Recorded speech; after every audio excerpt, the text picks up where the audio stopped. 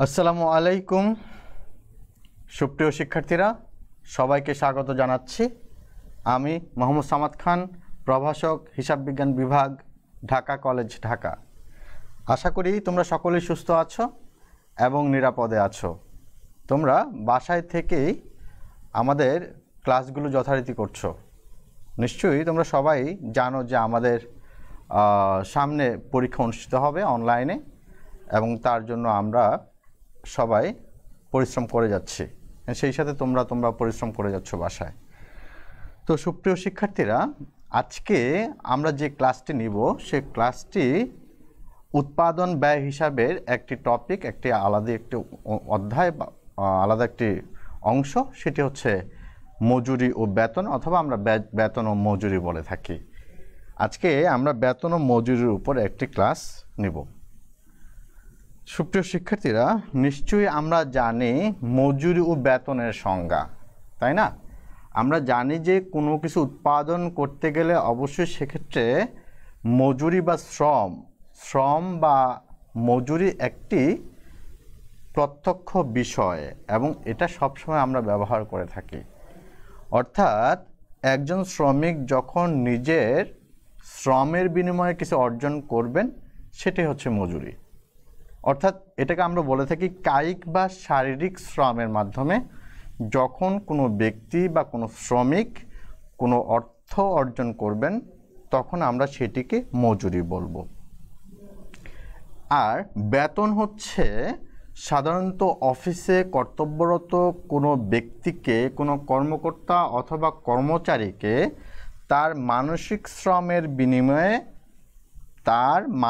শ্রমের বিনিময়ে যখন আমরা কোনো অর্থ প্রদান করি, তখন আমরা তাকে বেতন বলি।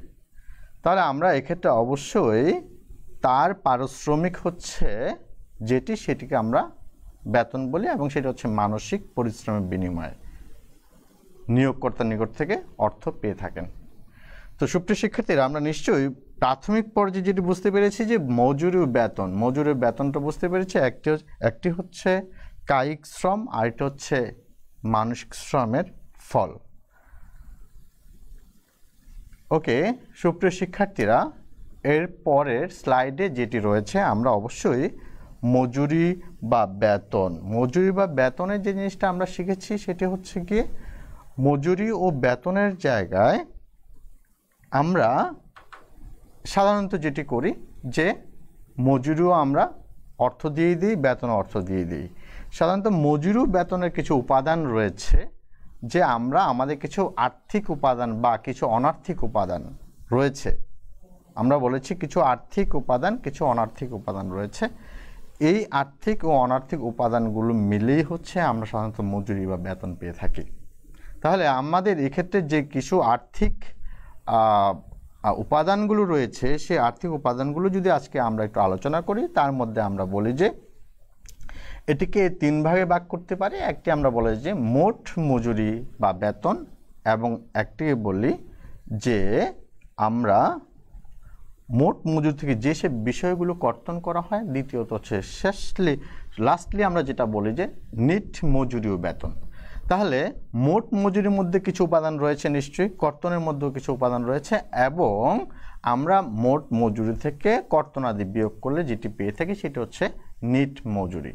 ওকে সুপ্রিয় শিক্ষার্থীরা, তোমরা নিশ্চয়ই বুঝতে পেরেছো যে তাহলে আমরা বলি একটু মোট মজুরির মধ্যে কী সব উপাদানগুলো যেতে পারে। নিশ্চয়ই তোমরা বুঝতে পারছো, যখন আমরা এটিকে এক্সেল শিটও তৈরি করতে পারি, এবং আমাদের এই বিষয়গুলো বেসিক বিষয় যে আমাদের যে কোনো ক্ষেত্রে এই বিষয়গুলো করতে হয়। যেমন আমরা বললাম মোট মজুরি বা বেতনের মধ্যে যে বিষয়গুলো রয়েছে সেগুলো হচ্ছে, প্রথমত আমরা বলি মূল মজুরি বা বেতন, তার বেসিক মূল মজুরি কত টাকা রয়েছে। তারপরে আমরা বলি যে ওভারটাইম মজুরি। আমরা সবসময় ধরি একজন শ্রমিক বা একজন কর্মচারীর একটি প্রতিষ্ঠানে কর্মঘণ্টা সাধারণত বলা হয়ে থাকে, অ্যাপ্রুভড কর্মঘণ্টা বলা হয়ে থাকে 9 ঘন্টা ডেইলি, অথবা 8 ঘন্টা অনেক জায়গায় স্পেসিফাই করে দেয়া থাকে। সেক্ষেত্রে কোনো কর্মচারী যদি সে 8 ঘন্টার উপরে যদি কোনো কাজ করে, সেটিকে আমরা সাধারণত ওভারটাইম মজুরি ধরে নিই।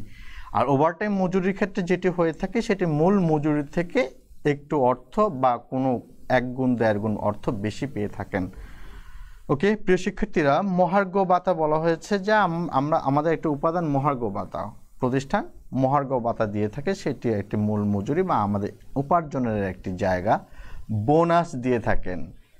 একটি প্রতিষ্ঠানের অভ্যন্তরে কর্মচারীরা কাজ করেন, তাকে আর্থিকভাবে প্রেরণা বা আর্থিকভাবে প্রণোদিত করার জন্য তাকে বিভিন্ন বোনাস দেয়া হয়। সেই বোনাসগুলো আমরা বলে থাকি সাধারণত যে ঈদের জন্য আমাদের বিভিন্ন বোনাস দেয়া হয়, পুজোর জন্য বিভিন্ন বোনাস দেয়া হয়। এইগুলো হচ্ছে গিয়েও আমাদের মোট মজুরি বা ইনকামের মধ্যে আসে। তাহলে আমরা বুঝতেই পারছি বোনাস এবং অন্যান্য ভাতা হতে পারে, সেক্ষেত্রে অন্যান্য পরিপূরক ভাতা, বিভিন্ন ধরনের ভাতা সে পেতে পারেন, সেগুলো হচ্ছে ইনকামের মধ্যে আসবে। এরপরে কর্তনাদি আমরা বলেছি which are deducted from your salary. So deducted যে জিনিসগুলো আছে সেই জিনিসগুলো নিয়ে যদি আমরা একবার চিন্তা করি, যে এখানে বলা হয়েছে যে প্রভিডেন্ট ফান্ডে কর্মীর দান। একজন কর্মী তার পিএফ প্রভিডেন্ট ফান্ডে টাকা জমা করেন, সেই টাকাগুলো অবশ্যই জমা করেন তার ভবিষ্যতের জন্যে, এবং এটাকে আমরা প্রভিডেন্ট ফান্ডে কর্মীর দান বলা হয়ে থাকে এবং সেটিকে কর্তন করা রাখা হয়। মাঝে মাঝে কোনো কোনো প্রতিষ্ঠান বা কোনো প্রতিষ্ঠানে মালিক কর্তৃক বা নিয়োগকর্তা কর্তৃক প্রভিডেন্ট ফান্ডে দান করা হয়ে থাকে। এছাড়া আয়কর থাকতে পারে, ইনকাম ট্যাক্স আমরা যেটিকে বলি source at income tax source, মানে উৎসে কর কর্তন যেটা বলা হয়, তার মানে উৎসে কর কর্তনটিও আমরা এটিকে কেটে রাখি, অর্থাৎ মালিক পক্ষ অথবা সরকার পক্ষ যেভাবে হোক উৎসে কর কর্তন করে রাখে, যাতে করে পরবর্তীতে আয়কর জমা দেওয়ার জন্য যে ক্ষেত্রে আমাদের যে অর্থ দিতে হয় সে অর্থটি না দিতে হয়, যেটিকে মাসে মাসে কেটে নিতে হয় বা কেটে দিয়ে দিলাম, সেটি হচ্ছে আমরা আয়কর বলি। কল্যাণ তহবিলে কর্মীর দান, আমাদের বেনিভোলেন্ট ফান্ড থাকবে, সেক্ষেত্রে অবশ্যই কর্মী দান করবে, সেটিও ডিডাক্টেড হবে। তারপরে আমরা বললাম অগ্রিম আদায়, যদি কখনো প্রতিষ্ঠান থেকে একজন কর্মচারী কোনো বেতন বা কোনো এককালীন কোনো অর্থ ঋণ হিসেবে নিয়ে থাকেন, সেক্ষেত্রে অবশ্যই ওই কর্মকর্তা বা কর্মচারী সেটিকে পে করবেন, সেটিকে পরিশোধ করবেন এবং সেটি নির্দিষ্ট হারে পরিশোধ করবেন প্রতি মাসে, সেটি আমরা বলি অগ্রিম আদায় বা উনি অগ্রিম আদায়কে সে দিয়ে দিচ্ছেন। ওকে, তারপরে আমরা বলেছি মোট মজুরি থেকে নিট মজুরি কিভাবে পাবো, কর্তনাদি যখন বিয়োগ করবো তখনই আমরা নিট মজুরি বা বেতন আমরা পেয়ে থাকবো। তাহলে নিশ্চয়ই প্রিয় শিক্ষার্থীরা, বন্ধুরা, তোমরা বুঝতেই পারছো যে আমাদের যে উপাদানগুলো রয়েছে, অর্থাৎ আমরা যে উপাদানগুলো নিয়ে কাজ করব সেটি হচ্ছে আমরা বলেছি মোট মজুরি, এবং মোট মজুরির মধ্যে উপার্জন এবং কর্তনের মধ্যেই রিলেটেড। সুতরাং মোট উপার্জন থেকে যদি আমি কর্তনাদি বিয়োগ করি তাহলে নেট মজুরি পাওয়া যাবে, অর্থাৎ একজন কর্মকর্তা বা কর্মচারী ওই নেট মজুরি বা নেট বেতন সে কোম্পানি হতে পেয়ে থাকবেন। সুপ্রিয় শিক্ষার্থীরা, নিশ্চয়ই আমাদের যে বিষয়গুলোর কথা বলা হয়েছে সেটি যদি আমরা একবার চিন্তা করি, যে বেতন বিবরণী বা মজুরি বিবরণী যখন আমাদের করতে বলা হয়, ওয়েজেস শিট যেটা আমরা বলি বা স্যালারি শিট বলি, যখন ওয়েজেস শিট বা স্যালারি শিট তোমরা তৈরি করবে তখন তোমরা নিশ্চয়ই বুঝতে পারছো, তোমরা দেখতে পাচ্ছ এই জায়গায় যে এক্ষেত্রে আমি একটি বেতন বিবরণী দেখিয়েছি, যে বেতন বিবরণীর মধ্যে আমাদের ঘরগুলো ছকটি কেমন হবে তোমরা নিশ্চয়ই দেখতে পাচ্ছ। এই ক্ষেত্রে ছকের মধ্যে আমি এটিকে সাধারণত কয়েকটি ভাগে ভাগ করেছি। আমরা এখানে বলেছি যে আমাদের উপরের অংশে থাকবে যে প্রতিষ্ঠানের নাম, আমরা কোন মাসের করছি বা কোন সপ্তাহে করছি, আমরা তারপরে বেতন বিবরণী লিখলাম, কোন ডিপার্টমেন্টের জন্য করছি। একটি প্রতিষ্ঠানের অভ্যন্তরে অনেকগুলো পার্ট থাকতে পারে, সুতরাং আমি আমার মজুরি বিবরণী অথবা আমি আমার বেতন বিবরণী কোন ডিপার্টমেন্টের জন্য করছি সেই ডিপার্টমেন্ট উল্লেখ থাকবে এবং কত সাল সেটিও আমরা উল্লেখ করতেই পারি। তাহলে এক্ষেত্রে আমরা আমাদের এই ছকগুলোতে যেটি দেখতে পাচ্ছি সেটি ক্ষেত্রে দেখাই যাচ্ছে যে শ্রমিকের বিবরণ দিব, শ্রমিকের বিবরণের মধ্যে রয়েছে ক্রমিক নাম্বার, পদবি অথবা শ্রমিকের নাম, এগুলো আমরা দিব, অথবা সংখ্যা থাকলে সংখ্যা দিব। তারপর আমরা উপার্জন সমূহ যে কি কি উপার্জন আর্নিংস রয়েছে একজন শ্রমিকের সেই আর্নিংসগুলো দিব। অর্থাৎ সে পেতে পারেন মূল বেতন পেতে পারেন, তারপরে সে পেতে পারেন মহার্ঘ ভাতা পেতে পারেন, বাসা ভাড়া ভাতা পেতে পারেন, চিকিৎসা ভাতা পেতে পারেন, যাতায়াত ভাতাও পেতে পারেন, সেই সাথে অন্যান্য পরিপূরক ভাতা পেতে পারেন। তার মানে এই সব ভাতাগুলোর যোগফলকে আমরা মোট বেতন বলি। তারপরে আমরা প্রভিডেন্ট ফান্ডে কর্মীর দান বলবো, প্রভিডেন্ট ফান্ড বলবো, বা প্রভিডেন্ট ফান্ড হতে অগ্রিম গ্রহণ করলে সেক্ষেত্রেও সেটি কেটে নেবে, সেটিও আমাদের দেখতে হবে। অগ্রিম বেতন যদি হয় সেটিও কেটে নেবেন, আয়কর থাকলেও কেটে নেবেন। তাহলে এইগুলো হচ্ছে গিয়ে মোট কর্তন। তাহলে আমরা মোট উপার্জন থেকে মোট কর্তন বাদ দিলেই আমরা নিট মজুরি বা নিট বেতন পাবো। তারপরে আমরা তোমরা নিশ্চয়ই দেখতে পাচ্ছ যে নিট মজুরি বা নিট বেতনের পরে আরেকটি ঘর রয়েছে যেটা হচ্ছে চেক নাম্বার। আমরা চেক নাম্বার দেব যে কত চেক নাম্বারে তাকে বেতন দেওয়া হলো এবং সেই সাথে আমরা পরের ঘরটি স্বাক্ষর রাখব। এবং এই মজুরি বেতনটি কারা তৈরি করছে, আমরা প্রথমে যে তৈরি করছে তার নিচে সাইন থাকবে, প্রস্তুতকারকের সাইন থাকবে, তারপর হিসাব রক্ষক সাইন দেবেন, তারপর ব্যবস্থাপক সাইন দেবেন, তারপর পরিশেষে যে টাকা পে করবেন তিনি স্বাক্ষর করবেন। তাহলে আশা করি তোমরা নিশ্চয়ই এই ছক সম্পর্কে ধারণা পেয়েছো।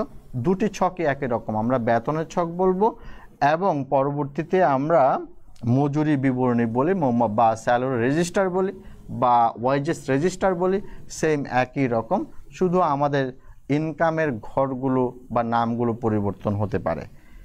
নিশ্চয়ই তোমরা এরপরেও দেখতে পাচ্ছ যে আমরা যদি এইভাবে ধরি, মজুরি শ্রমিকটা বলা হলো যে মজুরি শ্রমিকের ক্ষেত্রে বলা হচ্ছে যে উপার্জনের কার্যঘণ্টা, সে কত কার্যঘণ্টা কাজ করেছে, মূল মজুরি কত টাকা, ওভারটাইম মজুরি, মহার্ঘ ভাতা, টিফিন ভাতা, অনেক সময় টিফিন ভাতাও পেয়ে থাকে। অনেক ক্ষেত্রে শ্রমিকরা তাদের দুপুর লাঞ্চ বিল দিয়ে থাকে অথবা লাঞ্চ অ্যারেঞ্জ করে থাকে, সেক্ষেত্রে প্রত্যেকটি স্ব প্রতিষ্ঠানের দায়িত্ব সেটি থাকে এবং অন্যান্য ভাতা পেতে পারেন। সেম কর্তনসমূহ প্রভিডেন্ট ফান্ডের কথা বলা হয়েছে যে প্রভিডেন্ট ফান্ডে একজন শ্রমিকের প্রভিডেন্ট ফান্ডে দান, তাহলে সেটি কেটে যাবে। শ্রমিক কল্যাণ হতে পারে, অগ্রিম মজুরি এবং অন্যান্য বিবিধ যেসব বিষয়গুলো থাকতে পারে সেগুলো কেটে মোট কর্তন হবে। তাহলে আমরা একই ব্যাপারটি বুঝতে পারছি যে এক্ষেত্রেও নিট মজুরি আগের মতো করে যে আমরা বললাম মোট উপার্জন থেকে নিট মজুরি কর্তন বাদ দিলে নিট মজুরি পাওয়া যাবে। দেন আমাদের চেক নাম্বার থাকবে এবং স্বাক্ষরের ঘর থাকবে, আগের মতো করেই প্রস্তুত করতে হবে। ওকে সুপ্রিয় শিক্ষার্থীরা, নিশ্চয়ই এরপরে আমাদের পরীক্ষায় কিছু জাবেদা আসে এক্ষেত্রে, যে আমাদের জাবেদাগুলো করতে হয় যখন আমরা একটি বেতন বিবরণী করে ফেলি, বেতন বা মজুরি বিবরণী করা হয়ে যায়, আমাদের করা কমপ্লিট হবে, তখনই আমরা কিছু জাবেদা করি। তার মানে আমরা নিশ্চয়ই যখন মোট মজুরি দেখি যে আমাদের প্রতিষ্ঠানের অভ্যন্তরে একজন শ্রমিক বা কর্মচারীর মোট মজুরি কত টাকা, তাহলে মোট মজুরিটা হয় প্রদেয়, অর্থাৎ সেই মজুরিটাকে দিতে হবে। তার মানে আমরা যখন মোট বেতন বা মজুরি প্রদেয় হয় তখন আমরা জার্নাল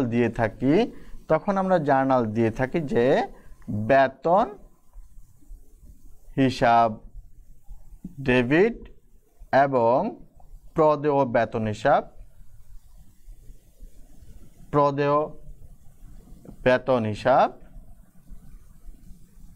ক্রেডিট। ওকে, এইটাতে কি আসবে? মোট মজুরি টাকাটা আসবে, বা মোট বেতনের টাকাটা আসবে, মোট উপার্জনের টাকাটির কথা বলা হয়েছে। তাহলে আমরা নিশ্চয়ই বুঝতে পারছি কেন বেতন হিসাব ডেবিট, প্রদেয় বেতন হিসাব ক্রেডিট। আমরা নিশ্চয় বুঝতেই পেরেছি বকেয়া আয় স্বীকৃতির নীতি বা ব্যয় স্বীকৃতির নীতিতে বলা হয়েছে যে কোনো টাইম চলে গেলে সেক্ষেত্রে সেটিকে ব্যয় হিসাবে লিপিবদ্ধ করতে হবে। অর্থাৎ তার 1 মাস চলে গেছে, তার বেতনের সময় হয়ে গিয়েছে, অর্থাৎ আজকে তার 1 মাস সময় চলে গেছে, তার সার্টেন টাইম চলে গেছে, সেক্ষেত্রে অবশ্যই সে বেতন পাওয়ার যোগ্য, অর্থাৎ সে বেতন পায়নি, অর্থাৎ বেতন দেওয়া হয়নি, কিন্তু সেক্ষেত্রে তার অবশ্যই কী হয়েছে, তার বেতন এক্সপেন্ডিচার বেড়ে গেছে এবং তার দায় বেড়ে গেছে। এই কারণে আমরা এক্ষেত্রে বলি বেতন হিসাব ডেবিট, প্রদেয় বেতন হিসাব ক্রেডিট। যখন উক্ত প্রতিষ্ঠান বেতন ভাউচার তৈরি করবেন, বেতন সংক্রান্ত ভাউচার তৈরি করবেন, তখন আমরা সেটাকে বলি প্রদেয় বেতন হিসাব ডেবিট, প্রদেয় বেতন হিসাব ডেবিট, আর হচ্ছে প্রদেয় ভাউচার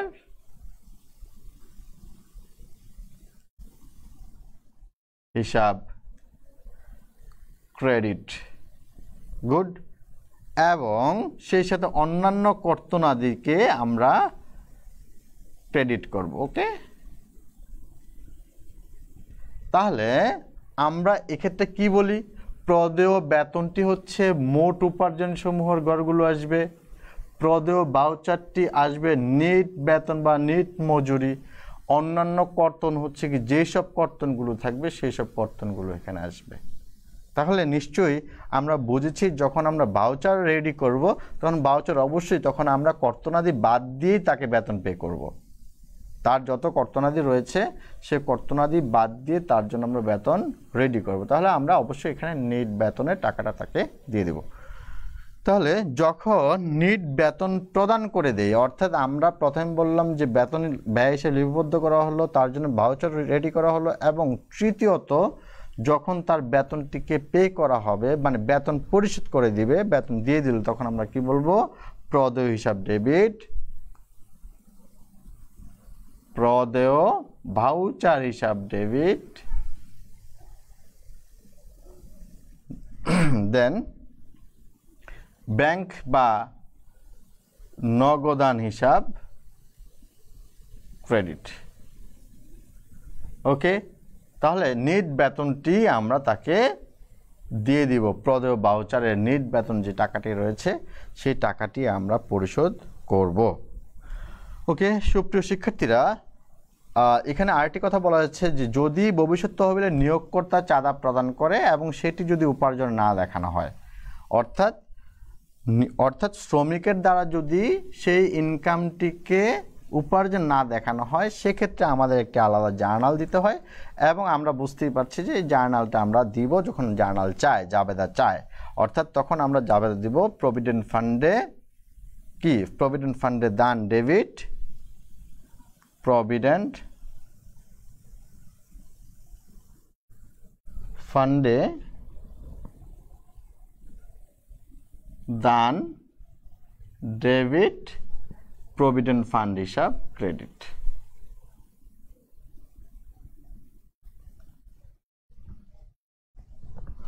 ওকে প্রিয় শিক্ষার্থীরা, তোমরা নিশ্চয়ই বুঝতে পারছো যে তাহলে আমাদের আপাতত এই কয়েকটা, আমাদের এখানে 4টি জার্নাল রয়েছে, এই 4টি জার্নাল আপাতত শিখলেই আমরা যে কোনো কিছু করতে পারবো এবং আমাদের পরীক্ষার মধ্যে খুব সুন্দর করে এগুলি আসবে।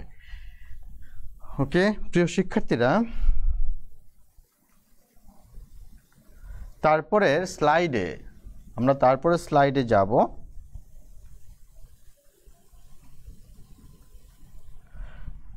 তারপর স্লাইড এখানে যেটি বলা হয়েছে যে আমাদের একটি অঙ্কের কথা বলা হয়েছে, নিশ্চয়ই আমরা এবার একটি অঙ্ক করার চেষ্টা করব।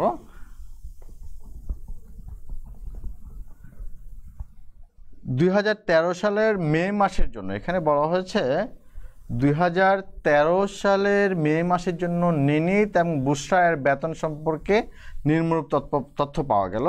সেটি হচ্ছে মূল বেতন 2000 টাকা, নিনিতের বুশরা 2400 টাকা, মহার্ঘ ভাতা 50% মূল বেতনের, নিশ্চয়ই এটা আমরা বুঝতেই পারছি।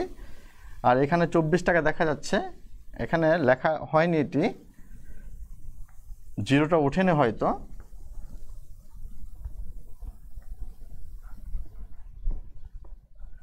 নিশ্চয়ই তোমরা বুঝতে পারছো। তাহলে এক্ষেত্রে আমাদের বলা হয়েছে যে মূল বেতন 2000 টাকা, নিনিতে বুশরা 2400 টাকা, মহার্ঘ ভাতা 50% দুইজনের ক্ষেত্রেই, যাতায়াত ভাতা 600 টাকা, বুশরা 500 টাকা, চিকিৎসা ভাতা 2000 টাকা, 200 টাকা সরি, এবং দুইজনে 200 টাকা করে চিকিৎসা ভাতা, ওভারটাইম ভাতা 300 টাকা এবং 250 টাকা বলা হয়েছে।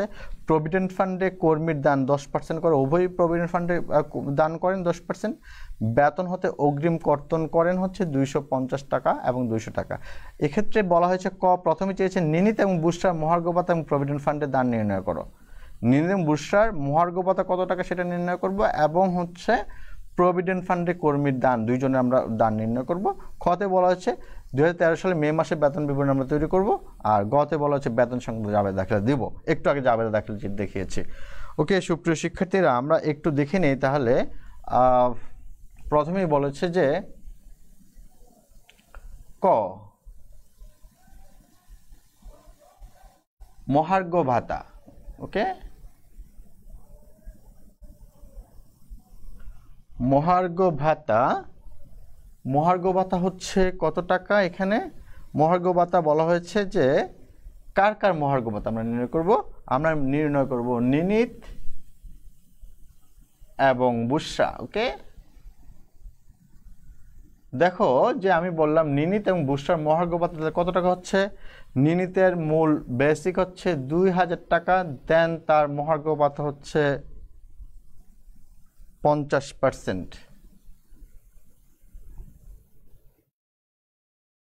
ওকে, তাহলে তার হবে 1000 টাকা। ওকে, আর বুশরার হচ্ছে 2400 টাকা, দেন মহার্ঘ ভাতা 50% হবে 1200 টাকা।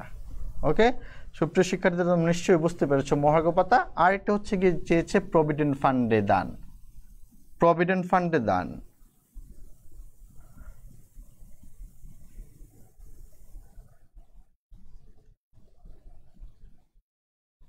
প্রভিডেন্ট ফান্ডের দান সেটি হচ্ছে গিয়ে নিনীত এবং বুস্টার দুইজনই 10% দান করেছে। তাহলে আমরা দেখে নেই 10% যদি দান করে 2000 টাকা, সে 10% দান করেছে, তাহলে হবে কত টাকা? 200 টাকা। আর বুশরা করেছে 2400 টাকার 10%, তার মানে হবে 240 টাকা। তার মানে সে করেছে 440 টাকা, আর এক্ষেত্রে করবে টোটাল 2200 টাকা। তার মানে আমাদের এখানে ক হয়ে গেল, যে আমরা বুঝতেই পারছি এক্ষেত্রে যেটি চেয়েছে যে একটি হচ্ছে মহার্ঘ ভাতা দুইজনের পক্ষ থেকে, আর একটা হচ্ছে প্রভিডেন্ট ফান্ডে কর্মীর দান বা দুজনের দান। অর্থাৎ আমরা বুঝতেই পারছি এক্ষেত্রে আমরা বেতন বিবরণী তৈরি করব, দুজনের বেতন বিবরণী আমরা তৈরি করব। সুপ্রিয় শিক্ষার্থীরা, আমরা একটু আগে তোমাদেরকে ছকটি দেখিয়েছিলাম, নিশ্চয়ই তোমাদের ছকটির কথা মনে আছে। তাহলে আমরা দেখি সেই ছকের মতো করে একটু ছকটি আঁকার চেষ্টা করব, এবং নিশ্চয়ই আমি আশা করব তোমরা সবাই বাসায় এই ছকটি সুন্দর করে করবে, এবং অবশ্যই ছকগুলো সুন্দর করা জরুরি, কেননা প্রত্যেকটি বিষয়ের জন্য আমাদের কি বলা হয় যে প্রেজেন্টেশন বা উপস্থাপন জরুরি। ওকে, সুপ্রিয় শিক্ষার্থীরা, দেখি আমরা একটি ঘর করলাম, এইরকম একটি ঘর করলাম। এক্ষেত্রে আমি বললাম যে কোনো প্রতিষ্ঠান, আমরা এখানে প্রতিষ্ঠান নাম বলিনি, যে XYZ আমরা বললাম সে। ওকে, এখানে মাস হচ্ছে আমরা বললাম মাস, কি মাসের জন্য? মে মাসের জন্য বলা হয়েছে। এক্ষেত্রে আমরা বললাম যে এটি সাল হচ্ছে 2013 সাল, বিভাগ যে কোনো একটি বিভাগ হতে পারে। ওকে, এটি হচ্ছে আমরা বললাম বেতন বিবরণী। ওকে, রাইট, এটিকে আমরা এটি বললাম। তারপরে আমরা এক্ষেত্রে বললাম শ্রমিকের বিবরণ।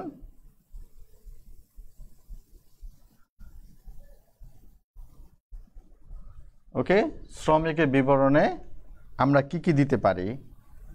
আমাদের বলেছি যে শ্রমিকের বিবরণে আমি এটা শ্রমিকের বিবরণ করলাম। এক্ষেত্রে আমি বললাম ক্রমিক সংখ্যা, রাইট। এক্ষেত্রে আমি বলতে পারি কি শ্রমিকের নাম। এক্ষেত্রে বললাম পদবী। ওকে, এই যে গুড। আমি এখানে উপার্জন বললাম যে আমাদের কি কি উপার্জন রয়েছে, আমরা উপার্জনগুলো বুঝতে পারবো। আমাদের এক্ষেত্রে যদি এই অঙ্ক থেকে বলি, এই অঙ্কর মধ্যে উপাদান রয়েছে মূল বেতন। ওকে, মূল বেতন রয়েছে, তারপরে মহার্ঘ ভাতা রয়েছে, তারপরে যাতায়াত ভাতা রয়েছে,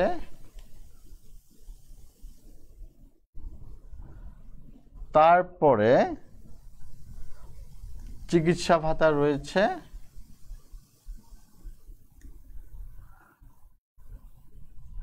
চিকিৎসা ভাতা রয়েছে, তারপরে হচ্ছে ওভারটাইম ভাতা রয়েছে, ওভারটাইম। ওকে, এরপরে আমরা বলবো এক্ষেত্রে মোট মোট ইনকাম কত হলো, এটি মোট ইনকাম কত হলো। তারপর বলবো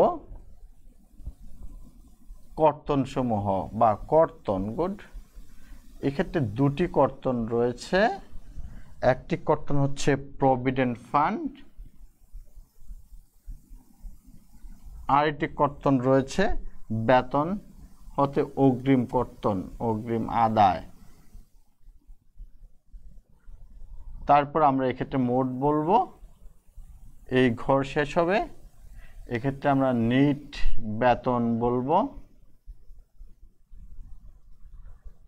এক্ষেত্রে আমরা এটিকে বলবো চেক নাম্বার বলবো, আর এটিকে আমরা এখানে শেষ ওয়ান ইজ স্বাক্ষর বলবো, এটিকে শেষটিকে আমরা স্বাক্ষরে করব। নিশ্চয়ই তোমরা বুঝতেই পারছো। ওকে, তাহলে এক্ষেত্রে আমরা ক্রমিক নং বললাম 1, দেন আমরা এটিকে বললাম 2 বা এরকম 2 বলে নিলাম। ওকে, এক শ্রমিক নাম প্রথমে আমরা বা কর্মকর্তা বা কর্মচারীর নাম, এক্ষেত্রে বলা হয়েছে যে দুটি, একটি হচ্ছে নিনিতের নাম বলবো, আর একটি হচ্ছে বুশরা। ওকে, কর্মকর্তা বা কর্মচারীর নাম, তাদের পদবি, নিশ্চয়ই পদবি যেটি থাকবে সেটি আমরা পদবি লিখে নেব, তাতে কোনো সমস্যা নেই। এক্ষেত্রে মূল বেতনের কথা বলা হয়েছে যে নিনিত 2000 টাকা মূল বেতন পান, বুশরা 2400 টাকা পান। মহার্ঘ ভাতা আমরা বলেছি যে বের করেছিলাম এর আগে যে নিনিতের মহার্ঘ ভাতা হচ্ছে 1000 টাকা, 50% বলা হয়েছে। 1200 টাকা বুশরার মহার্ঘ ভাতা বের করেছিলাম। যাতায়াত ভাতা 600 টাকা বলেছে নিনিত, 600 টাকা যাতায়াত ভাতা বলেছে। দেন 500 টাকা বুশরা। চিকিৎসা ভাতা হচ্ছে 200 দুইজনের একই সমান। ওভারটাইম ভাতা হচ্ছে এক্ষেত্রে বলা হয়েছে 300 ওভারটাইম ভাতা, আর হচ্ছে 250 টাকা। ওকে, তাহলে আমরা এটাকে টোটাল যোগ করে দিই, 2000, 1000, 3000, 6, 3, 9, 11, 4100 টাকা। ওকে, 4100 টাকা, নিশ্চয়ই বুঝতে পারছো, 4100 টাকা। ওকে, দেন আমরা যদি এটা যোগ করি, এটাতে কত টাকা হয় দেখো তো, তোমরা একটু যোগ করে দেখো সবাই।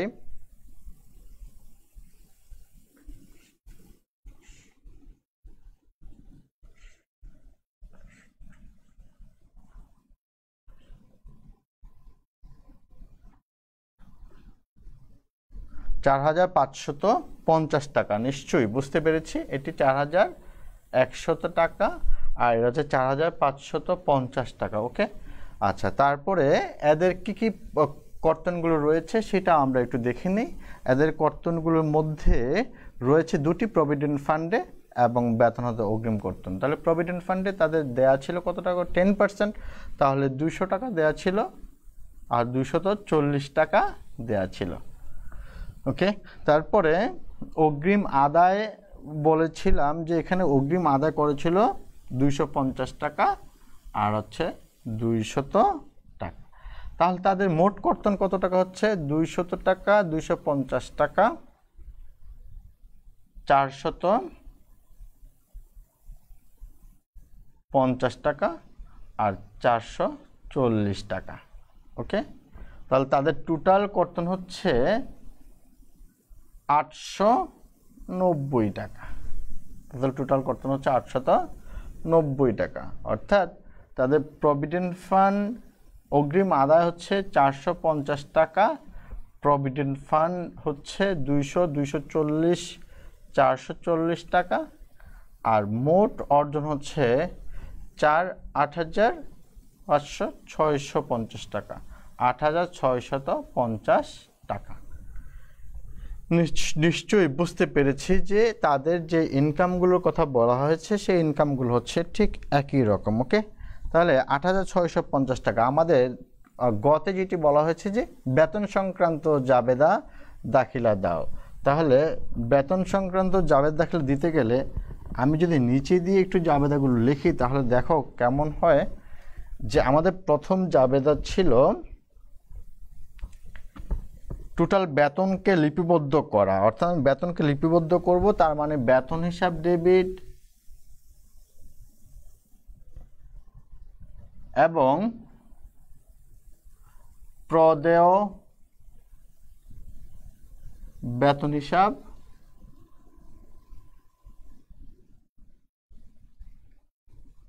ক্রেডিট, প্রদেয় বেতন হিসাব ক্রেডিট। তাহলে এটা কত টাকা হবে? 8,650 টাকা।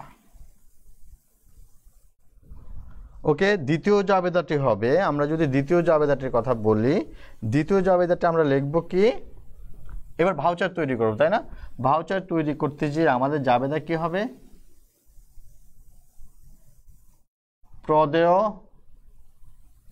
বেতন হিসাব ডেবিট, প্রদেয় বেতন হিসাব ডেবিট, তারপর আমরা কি বলবো? প্রদেয় ভাউচার হিসাব ক্রেডিট। আর কি লিখব? আর হচ্ছে গিয়ে কর্তনাদিগুলো লিখব। একটি হচ্ছে গিয়ে প্রভিডেন্ট ফান্ডে দান বা প্রভিডেন্ট ফান্ড বলবো, প্রভিডেন্ট ফান্ড ক্রেডিট, আর একটি বলবো হচ্ছে অগ্রিম আদায় ক্রেডিট।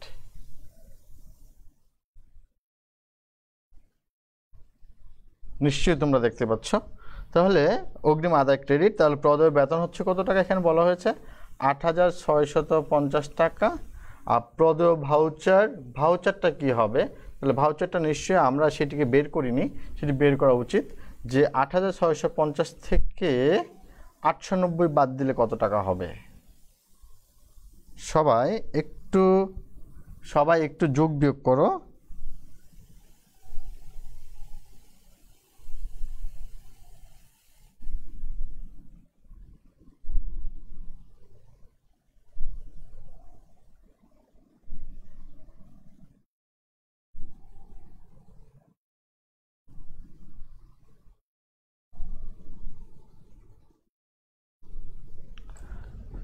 কত টাকা হবে টোটাল? তাহলে 7,760 টাকা হবে, তাই না?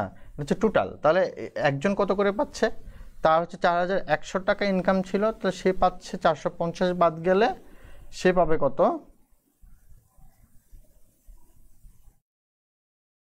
শূন্য।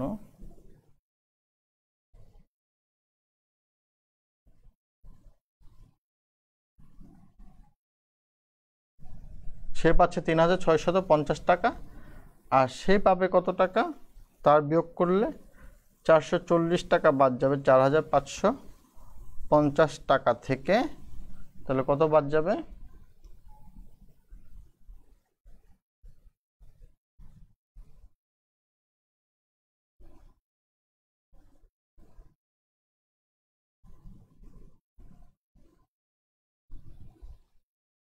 ওকে, তাহলে এখানে কত হচ্ছে? তাহলে টোটাল, তাহলে নিট মজুরি হচ্ছে 3,650 টাকা, আর 3,650 টাকা। আর বুসার বেতন হচ্ছে 4,110 টাকা, সে পেয়েবল, অ্যান্ড টোটাল হচ্ছে 7,760 টাকা। তাহলে প্রদেয় ভাউচার হচ্ছে 7,760 টাকা হবে। প্রভিডেন্ট ফান্ড ক্রেডিট, প্রভিডেন্ট ফান্ডের টোটাল কত টাকা হচ্ছে 440 টাকা হবে। আর অগ্রিম আদায় হচ্ছে কি 450 টাকা হবে। ওকে, এখন লাস্ট শেষ যে জাবেদাটি হবে সেই জাবেদাটি হবে, আমি এই পাশ দিয়ে লিখছি, সেটা দেখা যাবে, অসুবিধা নেই। শেষ জাবেদাটি হচ্ছে, আমরা নিশ্চয়ই বলেছি যে এরপরে প্রদেয় ভাউচার এক্ষেত্রে কোনো ধরনের নিয়োগকর্তা কর্তৃক কোনো ধরনের প্রভিডেন্ট ফান্ডে জমাদান বা দানের কথা বলা হয়নি, শুধু আমরা বেতন দিয়ে দিচ্ছি। তাহলে প্রদেয় ভাউচার হিসাব ডেবিট, দেন আমরা বলবো ব্যাংক বা নগদান হিসাব অথবা ব্যাংক হিসাব ক্রেডিট। কত টাকা পে করব? ঠিক আমরা এই টাকাটা পে করব, 7,760 টাকা। Okay dear students, I think তোমরা সবাই এই ছোট ম্যাথটি বুঝতে পেরেছো। যেহেতু তোমরা বুঝতে পেরেছো, সেহেতু আমরা এক্ষেত্রে পরবর্তী কিছু ম্যাথ আছে যেগুলো আমরা জাস্ট বলবো এবং বলার সাথে সাথে তোমরা সেটি করতে পারবে। সুপ্রিয় শিক্ষার্থীরা, আমরা তাই একটু দেখব যে পরবর্তী স্লাইডও আরেকটি অঙ্ক করার কথা বলা হয়েছে। আমি নিশ্চয়ই যে পরবর্তী স্লাইড যেটি দেখিয়েছি সেটি তোমরা দেখতে পাচ্ছ। এক্ষেত্রে আমরা বলেছে শ্রমিক সংখ্যা দেয়া আছে। আমি একটি ক্লাসের মধ্যে টোটাল মজুরি ও বেতনের ক্লাসটি নিয়ে আসার চেষ্টা করেছি। তোমরা নিশ্চয়ই বুঝতে পারবে যে দেখো আমরা যে ধরনের 3টা জার্নাল দিয়েছি, পরবর্তী অঙ্কটির ক্ষেত্রে একই রকম জার্নাল দিতে হবে, একই রকম কাজ করতে হবে, শুধু আমাদের হিসেবগুলো সুন্দর করে করতে হবে। নিশ্চয়ই যদি আমরা এটিকে করতে চাই, আমি করতে পারি, আমি তোমাদেরকে দেখাচ্ছি একটু, কিন্তু এটি তোমাদের বাড়িতে করতে হবে, বাসায় বসে করতে হবে। নিশ্চয়ই বাসায় বসে করলে তোমরা বুঝতে পারবে যে এই অঙ্কগুলো কত সহজ, এবং পরীক্ষার ক্ষেত্রে তোমরা এই অঙ্কগুলো খুব সুন্দর করে অনায়াসে খুব স্বল্প সময়ের মধ্যে উত্তর দিতে পারবে এবং তোমাদের সময়ও তোমরা বাঁচাতে পারবে। সুপ্রিয় শিক্ষার্থীরা, মনে রাখতে হবে যে কোনো জাবেদা বলি বা যাহা কিছুই বলি, আমাদের এগুলো যুক্তির মধ্যে থাকতে হবে। যুক্তি ছাড়া আমরা অবশ্যই কোনো কিছু মানতে পারি না। নিশ্চয়ই প্রত্যেকটা জার্নাল, যেহেতু আমাদের হিসাব বিজ্ঞান অবশ্যই একটি বিজ্ঞান, এবং এই জায়গায় অবশ্যই আমাদেরকে প্রত্যেকটি লজিক কাজ করবে, যুক্তি কাজ করবে। যুক্তিতে না হলে কখনোই সেটি হবে না। ওকে সুপ্রিয় শিক্ষার্থীরা, তাহলে আমরা একটু চিন্তা করব।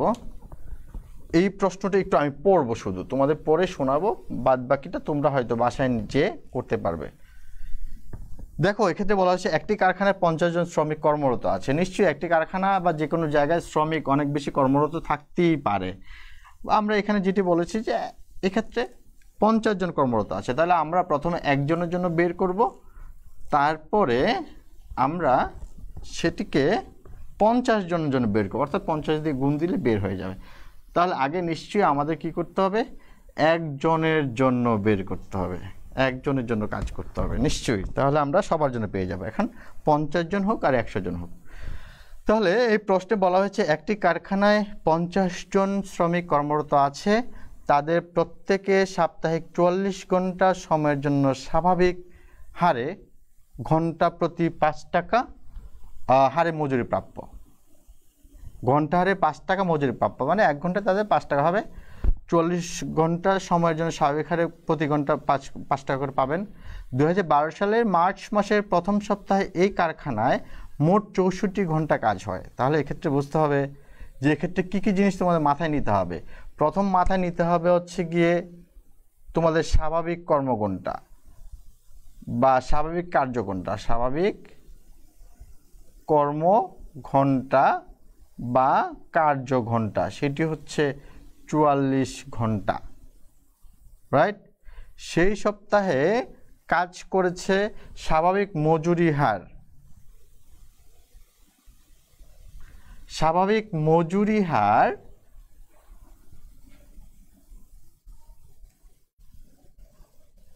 হচ্ছে 5 টাকা। ওকে, আমাদের মনে রাখতে হবে, আমরা যখন প্রশ্নটা পড়বো তখন আমাদের মাথায় নিয়ে নিব এগুলো, যে এটা মাথায় নিয়ে নিলে আমরা বুঝতে পারবো। তাহলে স্বাভাবিক মজুরি হার হচ্ছে 5 টাকা, স্বাভাবিক কর্মঘণ্টা হচ্ছে 44 ঘন্টা, এবং সে ওই সপ্তাহে কারখানায় মোট 64 ঘন্টা কাজ হয়। অর্থাৎ মার্চ মাসের প্রথম সপ্তাহে মোট কাজ হয় হচ্ছে কত ঘন্টা? 64 ঘন্টা।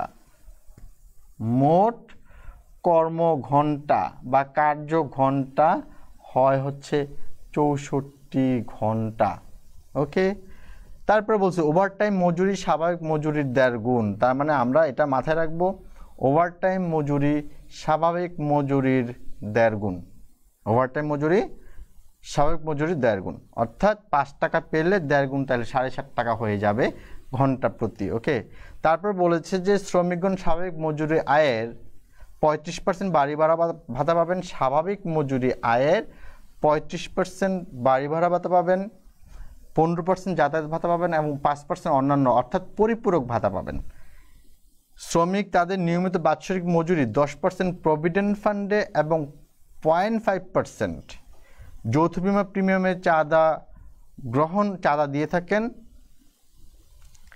এছাড়া ওই সপ্তাহে জরিমানা বাবদ 700 টাকা কর্তন করা হয়। তাহলে এক্ষেত্রে এই প্রশ্নে যেটি চাওয়া হয়েছে, প্রথমটি হচ্ছে প্রতিজন শ্রমিকের মূল মজুরি, ঘন্টা প্রতি মজুরি, ওভারটাইম মজুরি এবং প্রতি শ্রমিকের ওভারটাইম মজুরি বলা হয়েছে বের করতে। তাহলে আমরা নিশ্চয়ই এখানে বুঝতে পারছি প্রতিজন শ্রমিকের মূল মজুরি, প্রতিজন শ্রমিকের মূল মজুরি।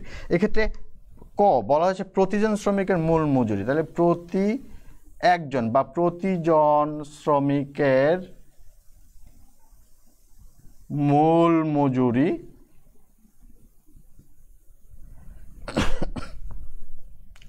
মূল মজুরি হচ্ছে, যেহেতু স্বাভাবিক কর্মঘণ্টা 44 ঘন্টা এবং প্রতি ঘন্টা হচ্ছে 5 টাকা করে, তার মানে তার টাকা হবে কত টাকা? 44 দিয়ে 5কে গুণ করলে কত হবে? 220 টাকা। ওকে, 220 টাকা। ওকে, এরপর বলেছে যে ঘন্টা প্রতি ওভারটাইম মজুরি এবং প্রতিজন শ্রমিকের ওভারটাইম মজুরি কত টাকা হয়। তাহলে এবার তুমি দেখতে পাচ্ছ যে ঘন্টা প্রতি ওভারটাইম মজুরি হবে, তাহলে স্বাভাবিক মজুরি ঘন্টা প্রতি কত টাকা? তাহলে ঘন্টা প্রতি ওভারটাইম মজুরি, ওকে, ঘন্টা প্রতি ওভারটাইম মজুরি হচ্ছে 5 টাকা ইন্টু তার 1.5 গুণ, রাইট? তার মানে 1.5 গুণ হলে কত টাকা হবে? 5 আড়াই 7.5 টাকা হবে। ওকে, 7.5 টাকা হবে, নিশ্চয়ই বুঝতে পারছো। আরেকটা বলেছে যে প্রতিজন শ্রমিকের ওভারটাইম মজুরি কত? তাহলে প্রতিজন শ্রমিকের ওভারটাইম মজুরি, প্রতিজন শ্রমিকের ওভার টাইম মজুরি, প্রতিজন শ্রমিকের ওভারটাইম মজুরি কত টাকা হবে? আমরা দেখতে পাচ্ছি যে টোটাল কর্মঘণ্টা হয়েছে 64 ঘন্টা, স্বাভাবিক কর্মঘণ্টা 44 ঘন্টা, তাহলে 20 ঘন্টা হচ্ছে আমার টোটাল ওভারটাইম মজুরি।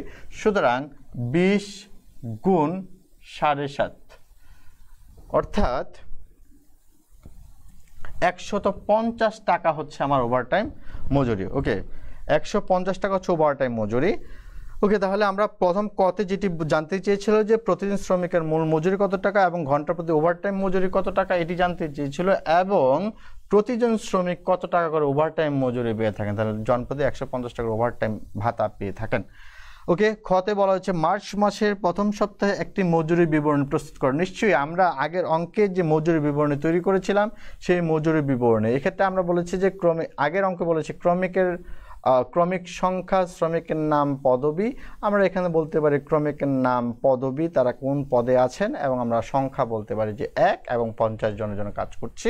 উপার্জনের ক্ষেত্রে আমরা বলতেই পারি এক্ষেত্রে যে তাদের মূল কর্মঘণ্টা ছিল কত টাকা, অর্থাৎ মূল মজুরি, তারপরে আমাদের যা যা ইনকাম রয়েছে সেই ইনকামগুলো আমরা দিব, যে মূল মজুরি রয়েছে, ওভারটাইম মজুরি রয়েছে, যাতায়াত ভাতা রয়েছে, বাড়ি ভাড়া ভাতা রয়েছে এবং অন্যান্য প্রতিপূরক বা পরিপূরক ভাতাগুলো রয়েছে সেটা আমরা মোট ইনকাম বের করব, সেই সাথে আমরা বাদ দিব। এক্ষেত্রে বাদের যে অংশগুলো রয়েছে সেটা হচ্ছে প্রভিডেন্ট ফান্ডে কর্মীর দান রয়েছে, যৌথ বিমা প্রিমিয়ামে দান রয়েছে এবং কল্যাণ তহবিল রয়েছে, সেই সাথে আরেকটি রয়েছে জরিমানা রয়েছে। আমরা নিশ্চয়ই এই অঙ্কে দেখতে পাচ্ছি 700 টাকা টোটাল জরিমানা আদায় করা হয়েছে। তাহলে 700 টাকা যদি টোটাল জরিমানা হয় তাহলে জনপ্রতি জরিমানা কত পড়ে নিশ্চয়ই তোমরা সবাই বুঝতে পারছো যে জনপ্রতি মজুরি 50 টাকা দিয়ে ভাগ করলে হয়ে যাবে, অর্থাৎ 0 কত হবে, এইটা হবে 14 টাকা করা হবে, 5 14 70, তার মানে 14 টাকা করে আমরা কাটবো। ওকে প্রিয় শিক্ষার্থীরা, গতে বলা হয়েছে যে মজুরি সংক্রান্ত জাবেদা দাখিলা দাও। নিশ্চয়ই তোমরা বুঝতে পেরেছো যে মজুরি সংক্রান্ত জাবেদা দাখিলা আমরা নিশ্চয়ই এর আগের অঙ্কে জাবেদা দাখিলা দিয়েছি, যে কিভাবে জাবেদা দাখিলা দিয়েছি নিশ্চয়ই তোমরা বুঝতে পেরেছো। তাহলে আগের অঙ্ক থেকে ফলো করলে এই অঙ্কটি তোমরা পুরোটি করতে পারবা, যদি আমি ক করে দিয়েছি। আশা করি তোমরা সবাই বুঝতে পারছো। লাস্ট ওয়ান, এক্ষেত্রে আমাদের দক্ষতা নির্ণয়, অর্থাৎ আমরা যে ধরনের অঙ্ক করেছি আমাদের টোটাল মজুরি বেতনের অঙ্কের মধ্যে সবগুলো অংশ চলে আসছে এবং শেষেরটিও আমি তোমাদের দেখিয়ে দিচ্ছি যে শেষেরটির কথা বলা হয়েছে। ক, খ এবং গ 3 জন শ্রমিক, তাদের কাজের তথ্যাবলী দেওয়া হলো। এই কাজগুলো এটা হচ্ছে দক্ষতা ভিত্তিক, যে আমরা কাউকে যদি এরকম কোনো টাইম দিয়ে দেই এবং তাদের কোনো এককের ভার দিয়ে দেই যে আপনারা এই এত এককের উপরে তৈরি করতে পারলে আপনাদের একক প্রতি আমি 120%, 140%, 150% দিব। আবার প্রমাণ উৎপাদনের সমান যদি উৎপাদন করেন তাহলে আমি আপনাদের সমান টাকা দিব, অথবা প্রমাণ উৎপাদনের নিচে যদি যান তাহলে আমি তার নিচে টাকা দিব। যখন এইরকম দক্ষতার সাথে যদি কোনো কাজ করা হয় তখন আমরা ঠিক এই পদ্ধতিতে কাজগুলো করে থাকি। নিশ্চয়ই সুপ্রিয় শিক্ষার্থীরা তোমরা বুঝতেই পারছো, তাহলে আগে আমাদের দক্ষতা নির্ণয় করতে হবে। দক্ষতা নির্ণয় করতে পারলেই আমরা অঙ্কটি করতে পারবো। তাহলে এক্ষেত্রে একটু দেখি যে প্রশ্নটি কি বলেছে। ইন এ নাটশেল, যে ঘন্টা প্রতি প্রমাণ উৎপাদনের কথা বলা হয়েছে, অর্থাৎ ঘন্টা প্রতি প্রমাণ 12 একক। তাহলে ঘন্টা প্রতি নিয়মিত মজুরি কত টাকা, 6 টাকা।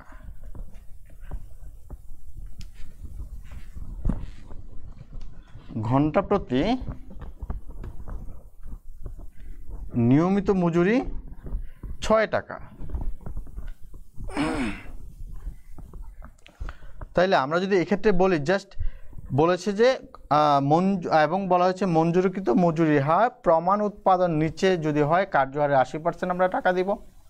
প্রমাণ উৎপাদনের সমান যদি করে তাহলে সেক্ষেত্রে আমরা 100% টাকা তাকে দিব। প্রমাণ উৎপাদনের ঊর্ধ্বে যদি তিনি করেন তাহলে তাকে আমরা 120% দিব, অর্থাৎ একক প্রতি তখন তাদের টাকা বেড়ে যাবে বা কমে যাবে। তাহলে আমরা দেখি এখানে বলা হয়েছে যে সাপ্তাহিক কর্ম সময় হচ্ছে 48 ঘন্টা, এক্ষেত্রে বলা হয়েছে। তাহলে আমরা এক্ষেত্রে বের করি যে প্রমাণ উৎপাদন খরচ একক প্রতি প্রমাণ উৎপাদন ব্যয়, যদি বলি এরকম যে একক প্রতি প্রমাণ উৎপাদন ব্যয়, তার মানে হচ্ছে গিয়ে 12 একক তৈরি করা হয় 1 ঘন্টায়,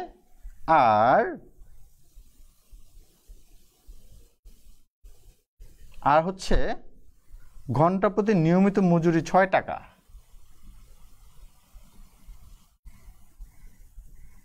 ঘন্টা প্রতি এটা ব্যয় হবে না, এখানে বলা হচ্ছে যে ঘন্টা প্রতি একক প্রতি প্রমাণ উৎপাদন, রাইট। তার মানে একক প্রতি প্রমাণ উৎপাদন হচ্ছে 6 টাকা, আর হচ্ছে 12 একক, সরি এটা ব্যয়। তার মানে আমরা বললাম যে একক প্রতি প্রমাণ উৎপাদন ব্যয় হচ্ছে, তাহলে কত টাকা হবে 0.50, অর্থাৎ 50 পয়সা, অর্থাৎ 50 পয়সা। এক্ষেত্রে 50 পয়সার ক্ষেত্রে কথা বলা হয়েছে। আর হচ্ছে প্রকৃত প্রমাণ উৎপাদন, প্রকৃত প্রমাণ উৎপাদন হচ্ছে আমাদের যে সে ঘন্টা প্রতি প্রমাণ উৎপাদন করে 12 একক, তাহলে 48 ঘন্টা কাজ হয় এক সপ্তাহে, আর হচ্ছে 12 একক, তাহলে টোটাল কত দাঁড়াবে? 576 576 একক, 576 একক। তাহলে আমরা এই অঙ্কে মূল যে কাজটি সেটা হচ্ছে আমরা বের করেছি যে প্রথমে যে সে একক প্রতি প্রমাণ উৎপাদন ব্যয় হচ্ছে 50 পয়সা করে, এবং প্রকৃত প্রমাণ উৎপাদন হচ্ছে কি ওই সপ্তাহে 576 একক। ওকে, তাহলে এই প্রশ্নে যেটি বলেছে ক, খ এবং গ এর প্রকৃত উৎপাদন বলছে, আমরা প্রকৃত প্রমাণ উৎপাদন বলেছি, প্রকৃত উৎপাদন বলছে ক 580 একক তৈরি করেছে, খ 576 একক তৈরি করেছে, এবং গ বলেছে 570 একক তৈরি করেছে। তাহলে তোমরা নিশ্চয়ই দক্ষতা নির্ণয় করে ফেলেছো অলরেডি মনে মনে, যে এখানে বলছে 580 একক, তার মানে ঊর্ধ্বে উৎপাদন করছে ক, এবং খ 576 একক, তার মানে সে প্রমাণ উৎপাদন, তার প্রকৃত উৎপাদন এবং প্রমাণ উৎপাদন সমান, তার মানে সে সমান করেছে, তার মানে সে 100% পাবে, মানে 50 পয়সা করেই পাবে।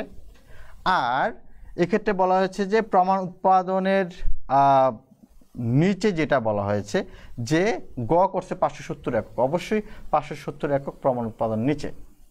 তাহলে আমরা বুঝতে পারছি যে এক্ষেত্রে আমরা একক প্রতি উৎপাদন ব্যয় ধরবো, একক প্রতি উৎপাদন ব্যয় ধরবো, সেটা হচ্ছে আমরা একটু বলে নিলাম যে একক প্রতি উৎপাদন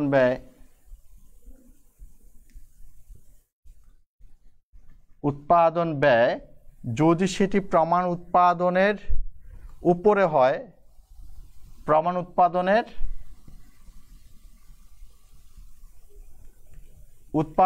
উপরে হয়, প্রমাণ উৎপাদন ঊর্ধ্বে হলে কত পার্সেন্ট হবে? ধরো 50 পয়সা ইন্টু 120%, ওকে, তার মানে হবে 60 পয়সা করে দিব তাকে।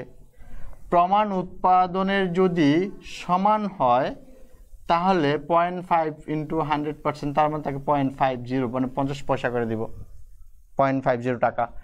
দেন প্রমাণ উৎপাদনের যদি নিচে হয় তাহলে তাকে অবশ্যই 0.50 ইন্টু 80%, অর্থাৎ প্রমাণ উৎপাদন নিচে 80% করে দিব, অর্থাৎ 0.40, অর্থাৎ 40 পয়সা করে দিব।